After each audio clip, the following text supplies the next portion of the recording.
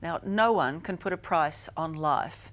Victims of crime compensation is never enough, but the amount you're given shouldn't depend on where you live. These victims say the system has to change. The loss is just staggering, you know.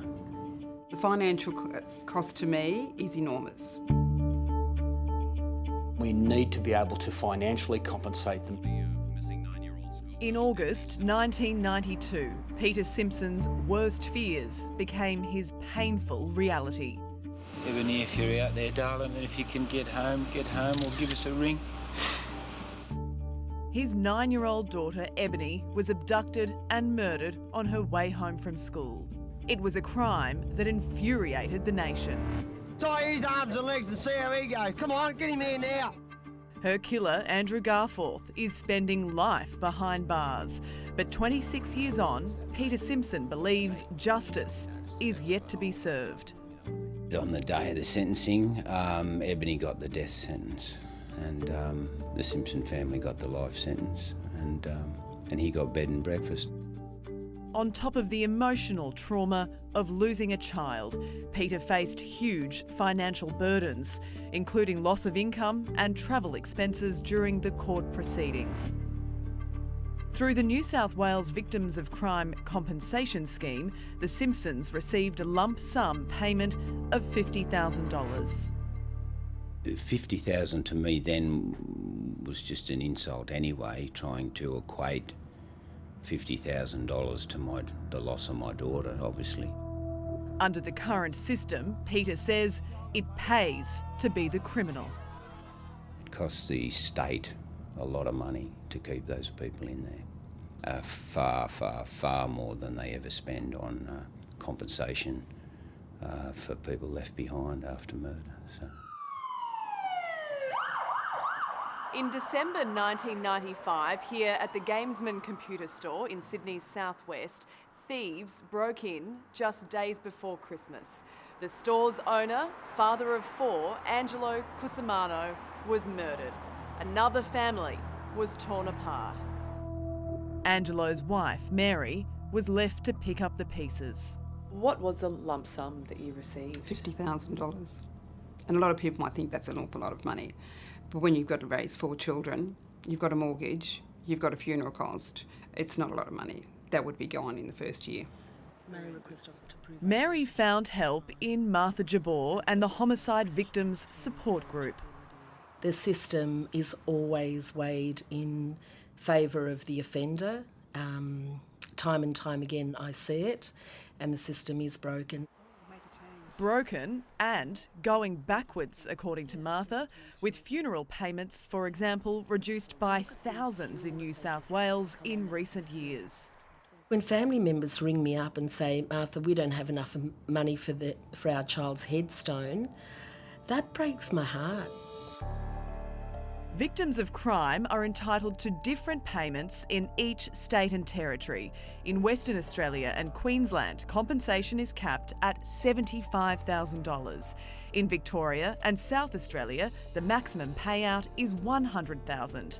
Cut that in half, and that's what you could receive as a primary victim in New South Wales, the ACT and Tasmania, while $40,000 is the cap in the Northern Territory. The dependents and relatives of murder victims are entitled to even less. I had a glass of wine ready to drink, and one of them threw that in my face and then punched me to the side of my face, knocked me over.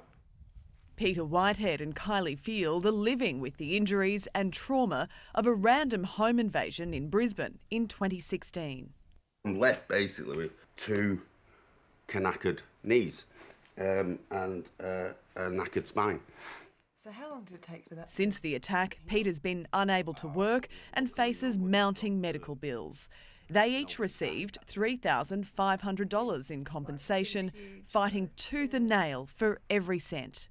We didn't ask for this to happen, and then we have to go through hurdles and paperwork and phone calls, and it's just, they treat you like you're not a victim. Like you're the offender. Like we're the offenders, exactly. I always say to the victims who come to me, don't expect to be compensated for the harm that you have suffered. Victims advocate Howard Brown has represented the families devastated by the actions of paedophile Maurice Van Ryn. Depending on how affected they were by the incident, they were either looking at $5,000 recognition payment or a $15,000 recognition payment, which didn't go anywhere near their needs because these were all young people. They've failed so far to pursue civil action against the former boss of Bega Cheese, who funneled his millions into superannuation. He just looked at us and said, well, you can suck eggs, baby, because it's in my superannuation, you can't touch it.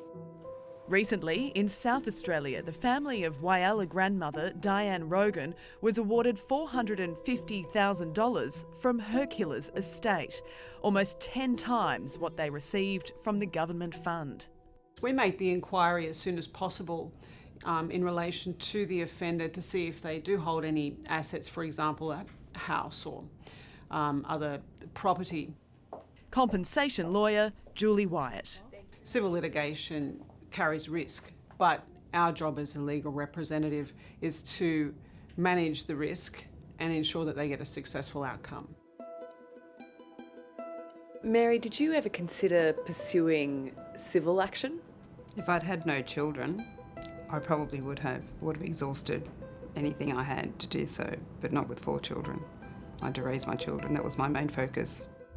Living without Ebony is like living without the sun. Every day is overcast. Peter knows better than anyone that you cannot put a price on a life. But at 71, he still fights every day for the sake of others like him.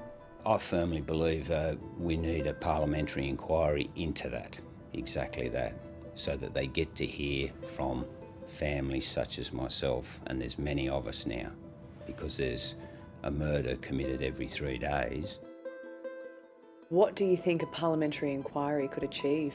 Well, I think it'd go a long way to bringing victims' problems out in the open, because I'm not sure too many people really understand the depth of the problems that we've got.